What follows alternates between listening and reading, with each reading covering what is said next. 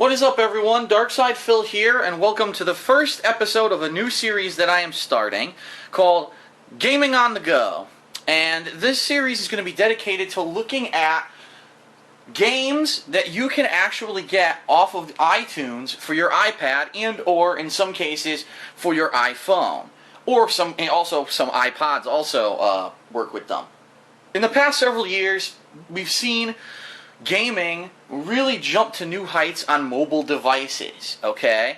And some of these games, like, remember, Angry Birds are huge. They make so much money, and it's just cash cows. But it's funny because when you actually go to look at, say, a review of Angry Birds, you never actually see a real gamer doing this kind of review. You might see someone for a tech magazine type something up, or you might see someone who you know is like a writer or an editor. They're not gamers. And so my goal with this series is to be showing you what gaming has become on mobile devices. Hopefully show you some games that are pretty good and show you why it has blown up, but how it is different from mainstream gaming, and to basically let you know whether or not you should check out some of these games. Now, as you can see here, I actually have several games on my iPad, and I apologize because, as you can tell, this is going to be guerrilla style. There's no easy way to actually film an iPad, okay? There's no perfect lighting. There's nothing that can really be done. So right now I just have it set down on my coffee table and I have my camera running. So the game we're going to talk about today, in the very first episode of Gaming on the Go, is a game that actually originally I was going to get for the Nintendo 3DS earlier in the year, but I ended up getting backed up. I had too many games on my handhelds that I wasn't getting a chance to play as it was, and I said I didn't need another one. Well, to my surprise, after I purchased my iPad in December, I actually found out this game actually does exist on the iPad, and I had no idea. And the game that I'm talking about is... well, no, it's not Final Fantasy's 25th anniversary. It's Theatrythm Final Fantasy, as you're about to see. Okay, so what is Theatrythm Final Fantasy? Well, this is a music game using music and songs from all of the Final Fantasy games and actually turning it into a touchscreen experience. I'm actually going to lower the volume a little bit because it was on max there. Whoops. Let's go to about 3/4 volume. So as you can hear right now there's Final Fantasy music playing. So to show you how this game works, what we're going to do is we're going to jump in and I'm going to demo the game and show you the two different types of songs that actually are present in this game. So what you would do is you actually go into music stages. Okay? Now, just to clarify, when you get this game, because it is for free on the App Store, you only get 3 songs. That's it. Only 3 songs to play for free. Every other song that you want to play, you have to purchase, and we're going to talk a little bit about that later on in the video. But what I want to show you here is that basically there are 2 different kinds of songs present in Theatrythm Final Fantasy. There are FMS and BMS stages. So FMS are basically kind of the overworld themes, or the more general... wow, this song is really picking it up a notch, isn't it?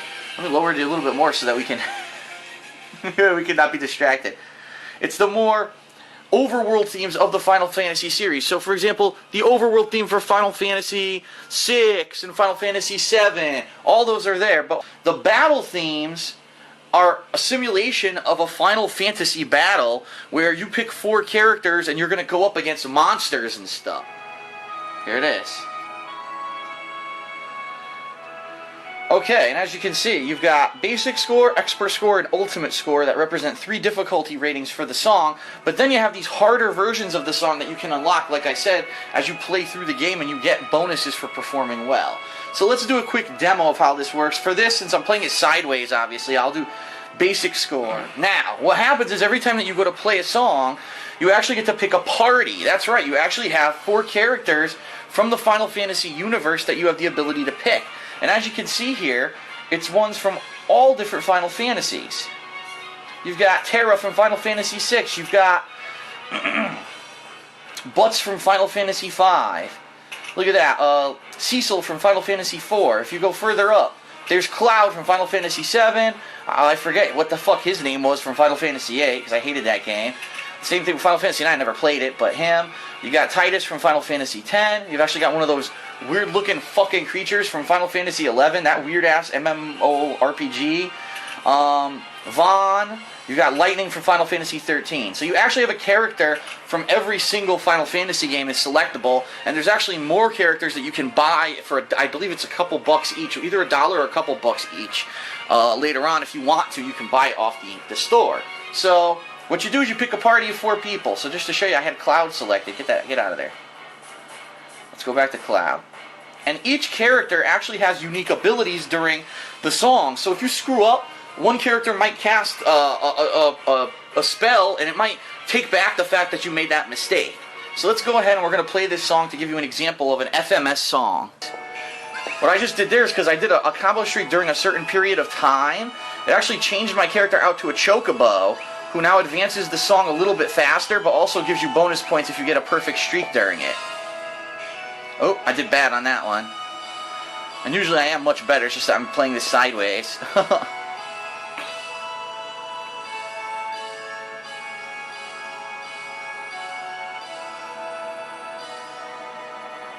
And there we are. That's the end of the song. Oh, and we actually ran into a Moogle at the end of it, which is pretty cool. So that's an example of an FMS song. It was it wasn't too crazy. It wasn't like out of control. It was a pretty calm song. You know, it usually has down you press and hold a lot, and you only play as one character at a time, just like in Final Fantasy. When you're traversing the overworld of any Final Fantasy game, you're only playing as one character at a time. Alright, look. Looks like a standard Final Fantasy battle screen. You have your characters lined up on the right-hand side of the screen, attacking the enemies on the left-hand side. And as you can see, what's happening is the notes, instead of staying in one place, are actually moving all over the screen, and that signifies the turn of the person who you're actually tapping. And as you see, they're actually hitting this Final Fantasy enemy and injuring him. What happens is if you complete the sequence, you have a summoned monster. So we just summoned a monster from the Final Fantasy series to actually attack this enemy. And as you can see, it's actually using special elemental abilities to kill this enemy. And one actually already died, and now it's going to do Diamond Dust. So that's actually Shiva from the Final Fantasy series, Simon Diamond Dust, and killed that monster.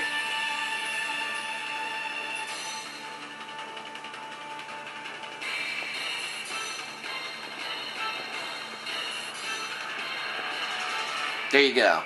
So the bottom line is, the game at first may be a little difficult until you get adjusted to the songs. If you actually are a fan of Final Fantasy music, the game's a hell of a lot easier, because if you recognize the song, you're probably going to tap to the beat of the song that you already know, and it makes it a hell of a lot easier. Options, I'll show you. What this is a series of marathons, basically. It's almost like you're going out on a campaign to tackle these songs. And so if you do a 5-quest short quest, what that means is you're going to have 5 sets of 2 songs, starting with the FMS song and then a BMS song. And each set will give you different perks. So let me show you what I mean. So, it shows that I've actually done this before, but let's select. Okay? And when you start these quests, what happens is it gives you selections. So what they're saying right here is that this is only 1-star difficulty, this is 2, and this is 3. So depending on what you pick, 1 will be easier, 3 will be much harder. Okay? For the sake of argument, let's do 2. Level 2 difficulty. And what they're showing you now is that if you complete this quest successfully, you will actually get a collect-a-card.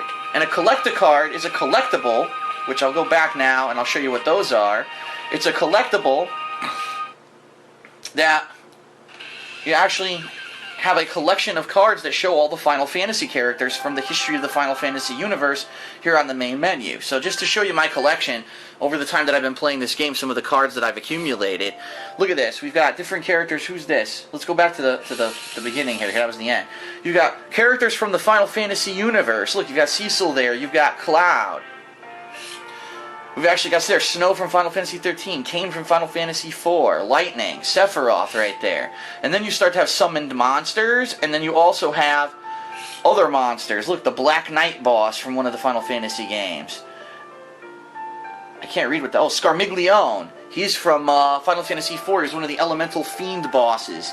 You may also get healing bonuses, and what I mean by that is if you're playing the song and you're missing notes, you're losing HP. And obviously if you're doing a marathon campaign, not just song by song, there's a higher chance that you may run out of energy because maybe after 3 songs you got hit enough that you almost have no life left.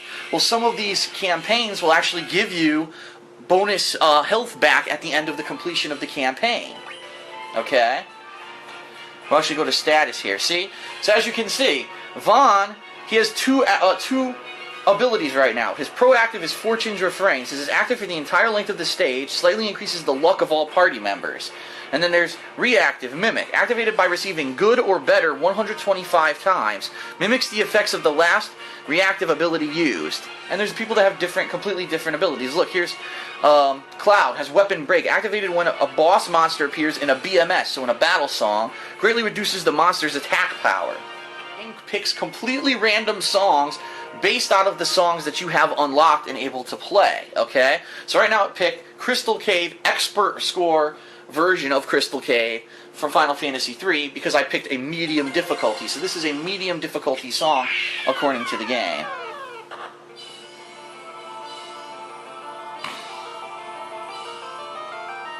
Oops. So you can definitely see that this is a lot more difficult. It's more fast-paced than the other songs that I did. It has a lot more notes, and you obviously can recognize the music is a lot different because it's 8-bit music from a Nintendo game. Here, Final Fantasy IX, I never played, so I didn't buy the music from it. But you can see you can get the music bundle, which includes 4 songs for $3. So a little bit less than $1 a song. If you want to buy songs individually, there are songs available for individual purchase, but they all cost $1 each, as you can see here. Look, you've got songs from the original Final Fantasy, Final Fantasy II, Final Fantasy III, Final Fantasy IV. These I already purchased, actually, because these are my favorite Final Fantasies, so I got them all. But each one was separate from the bundles that you can buy, and they cost $1 each. Here's the problem, though. Really, when you get this game, you only have 3 songs. So obviously you're going to want to buy a couple bundles. You might want to buy a couple individual songs. You're going to end up basically spending anywhere from 10 to 20 bucks just to get a decent amount of songs that you can play in the game. And compared to other games on the App Store, that's insane. The App Store, typically games cost anywhere from $1 to maybe the most I've seen is 10. But this game actually nickel and dimes you for every single song, and you end up paying a massive amount of money. In fact, for all the songs that I purchased, I didn't even realize it, but I think I spent over 40 bucks on this game. Sounds great on the iPad. I mean, I've been using the iPad speakers the whole time for this video, and it looked great.